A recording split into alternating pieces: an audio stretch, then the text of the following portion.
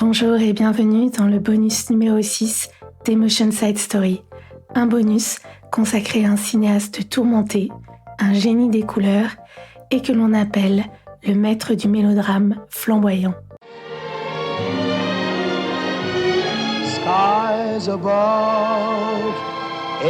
C'est l'histoire d'un metteur en scène de théâtre qui, au début des années 30, va travailler pour le cinéma, d'abord en Allemagne, puis aux États-Unis. Il s'appelle Detlef Sierck et il deviendra plus tard Douglas Sirk.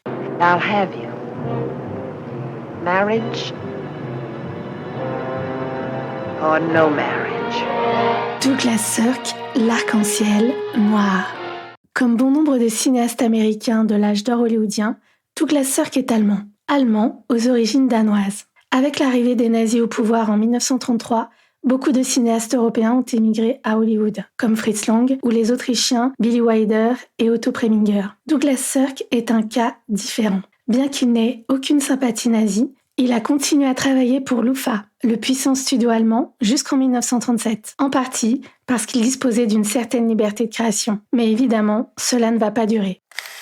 L'amour d'un père. Un peu à l'image de ses films, Douglas Sirk a vécu une histoire tragique. Il a eu un fils avec sa première épouse, Klaus, puis il s'est remarié à Hilde Jari, une actrice juive. Cette information a son importance dans sa décision de quitter l'Allemagne pour les États-Unis. Sa première épouse est devenue une féroce sympathisante hitlérienne, au point que leur fils va devenir enfant star, icône du cinéma nazi. Douglas Sirk ne pourra plus revoir son enfant au prétexte qu'il a épousé une juive. Un enfant qui va grandir et s'enrôler dans l'armée allemande pour combattre sur le front de l'Est, d'où il ne reviendra jamais. Après la guerre, Douglas Sirk va retourner en Allemagne pour comprendre ce qui est arrivé à son fils, en vain.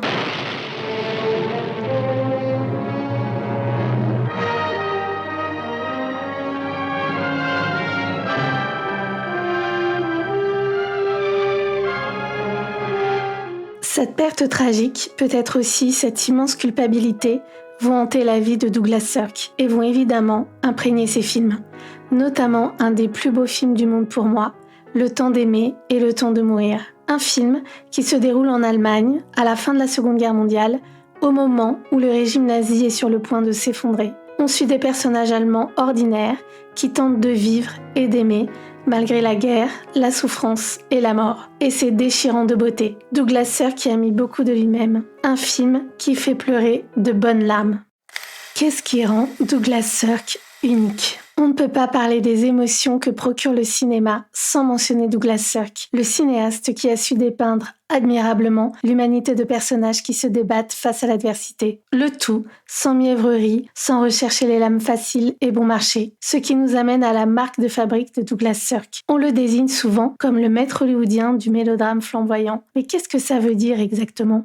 You know you'll want to see Marion again, quarrel with her over the bills and the children. She's the one who belongs in your life. Au fait, c'est quoi un mélodrame ? Selon le Robert, le mélodrame est, je cite, un drame populaire que caractérise l'invraisemblance et le pathétique de l'intrigue, l'outrance des caractères et du ton. Une définition qui insiste sur l'exagération et l'irréalisme des situations. Mais celles et ceux qui ont vu les films de Douglas Sirk savent que cette définition est un peu limitée. Voici une définition plus intéressante, celle de Sirk lui-même, tirée du livre de Michael Stern, Douglas Sirk, aux éditions Twain's Publishers. Je cite, « Dans une tragédie, la vie se termine toujours. En étant mort, le héros est en même temps délivré des problèmes de la vie. Dans le mélodrame, il continue à vivre, dans un happy end malheureux, ce qu'il appelle en anglais le unhappy happy end. » Douglas Sirk souligne la filiation entre la tragédie classique et le mélodrame, où le héros ou l'héroïne affrontent des défis extraordinaires. Mais à la différence de la tragédie, la mort n'est pas toujours l'issue du mélodrame. Dans les mélodrames de Sirk, la fin est le plus souvent en demi-teinte et les héros ne triomphent jamais réellement. Ils sont plutôt fatigués. You see, anything indirect is stronger. In many cases at least, because you leave it or you hand it over to the imagination of your audience, you know. And I've always been trusting my audience to have imagination. Otherwise, they should stay out of the cinema. Pourquoi flamboyant ? Ce terme flamboyant renvoie au Technicolor, utilisé à un niveau d'extrême sophistication par Douglas Sirk, dans ses films les plus connus, tels que Imitation of Life, Mirage de la vie en français, ou All That Heaven Allows, Tout ce que le ciel permet. But I'd be running away if I turned my back on everything I've known. Ron, isn't it enough that we love each other? No, Carrie. It isn't. Les couleurs des films de Douglas Sirk forment une œuvre poétique unique.